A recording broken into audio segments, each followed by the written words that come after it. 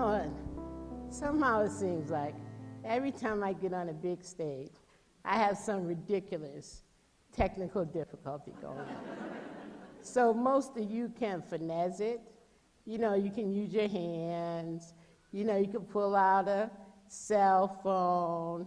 You can read your notes.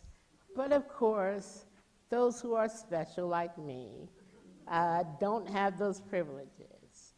So we're going to try this again. Hello.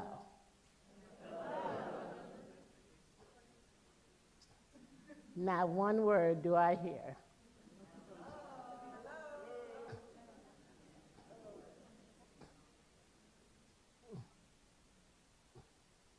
Nothing.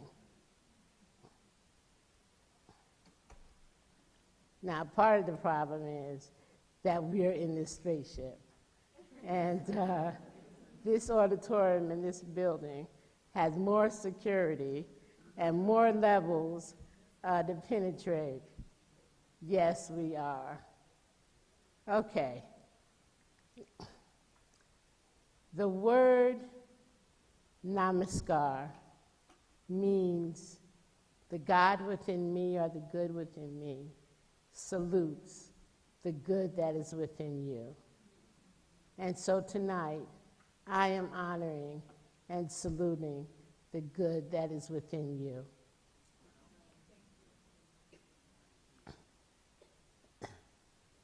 I truly believe that there's a universal mind, a divine intelligence greater than any of us, individually or collectively. Some, like myself, choose to call that intelligence God. Others call it Allah, Yahweh, Jehovah, or their higher power. Some may even call it Mother Nature.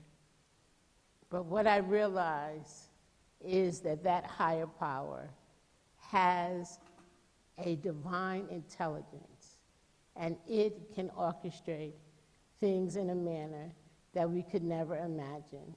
And just look at this room. How many people here have ever been invited to the National Academy of Sciences?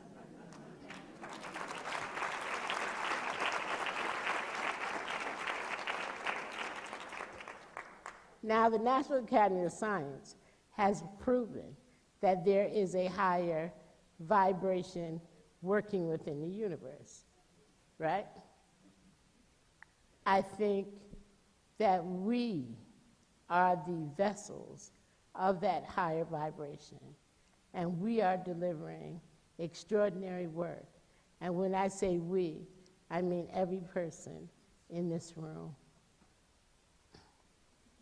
I thank Guru Madeline for her continuous support, and I know that her energies are with us here today.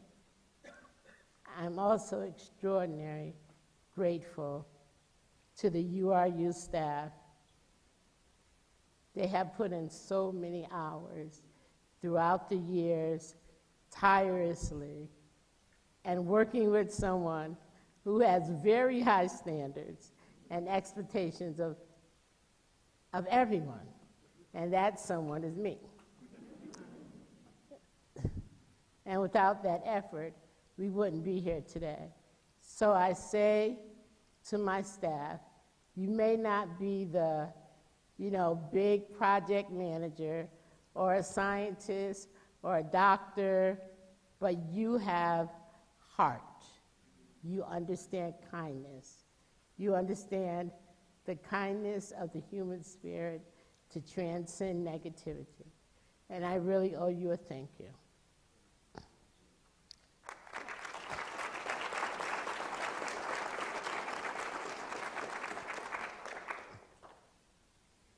I have to thank Congresswoman Sewell, who is no longer here, because it's her office that contacted us to come to Washington.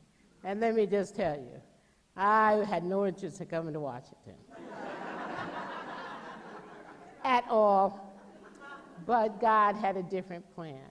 And so I have to thank her office as being that first call. while it didn't happen the way that we planned, something even more meaningful did, today's forum.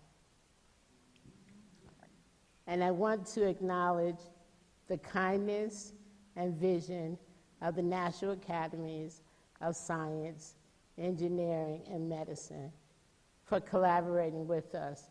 Because guys, let's be honest, they didn't have to do this. They're not getting any brownie points.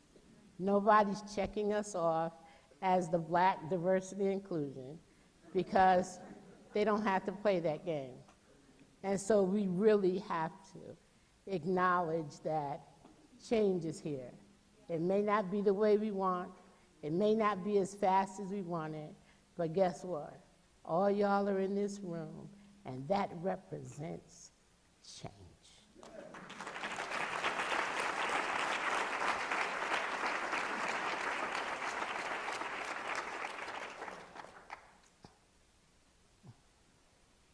Every time I look at the film, and I look at, and I talk with young people, and they talk about they've been inspired to think beyond their limitations, I realize that this is the work that we have to do.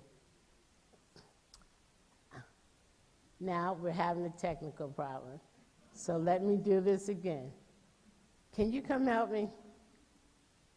You know, this always happens, guys, and it's sort of embarrassing. No, can you put it in?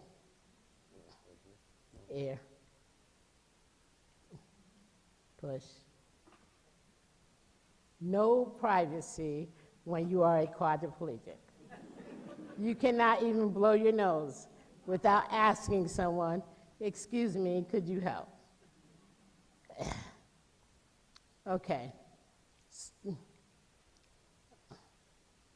So I'm truly overwhelmed with what our small nonprofit has been able to accomplish. But then I remember the parable about the mustard seed. And you know, the mustard seed is small, but when it grows, it becomes a tree. And all the birds of the air come to lodge in its branches. And we, each in this room, are part of a mustard seed. So thank you.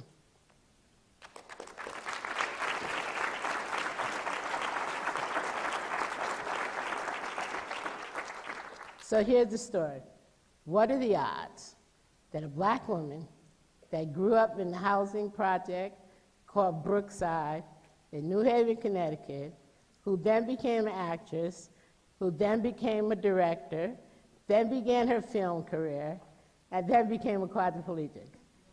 And yet today, here I stand on the stage on one of the biggest institutions of intellect, policy, one of the largest in the world.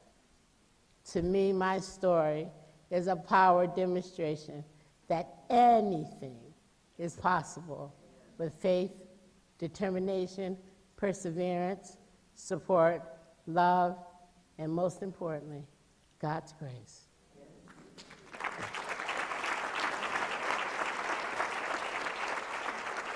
What inspired me to make the documentary Black Women in Medicine and my current book, Master Builders of the Modern World, is that none of the people that I interviewed got caught up in race, gender, social economics to deter them from pursuing their dream.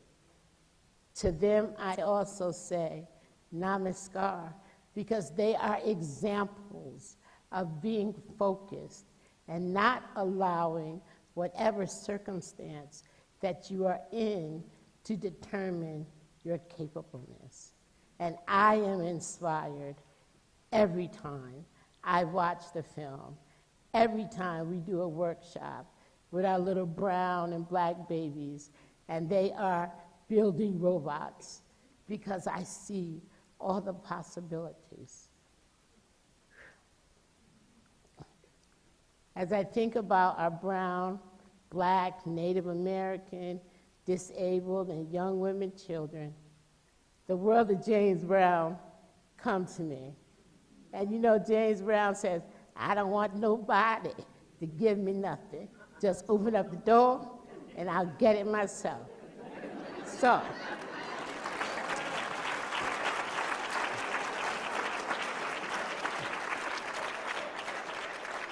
what our babies want, we don't want you to give it to us. Just open up the damn door and we'll get it ourselves.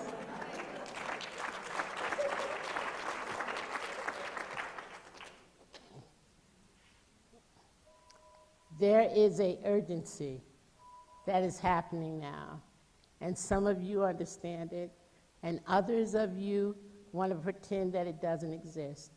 But right now, we fall in the few numbers, 24 in industrialized countries. In math, I think it's 38 in sciences.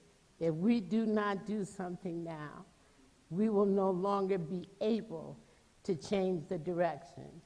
We have geniuses in our barrios. We have geniuses in our reservations. We have geniuses in our ghettos. But if we don't invest in their education, if we don't give them a chance, the playing field is not even. It is not even. White privilege has access not only to education, not only to power, but to resources and information. And if we continue to deny that access to the other Americans who have built this country, we will not have a country. We will not be on Mars. We won't even be able to cross the Potomac. And so now is the time for change. And each person in this room is a change agent. Listen, I'm not going to keep talking because we have a wonderful panel of experts. But this is what I say. Ordinary people, and I am an ordinary person, can do extraordinary things. And I charge you that if I can be up here in this wheelchair, having a nervous breakdown because I'm afraid of heights, right? They drew this line up here, because if I go past it, my nose is probably going to start bleeding. If I can sit here before you and do this work, you can take it up. And to our babies in the audience, don't let anybody tell you that you cannot succeed. Look at me. Look where I'm sitting today. And know that with love, with faith, determination, focus, that the world is yours because you were born a genius. Namaskar. Thank you.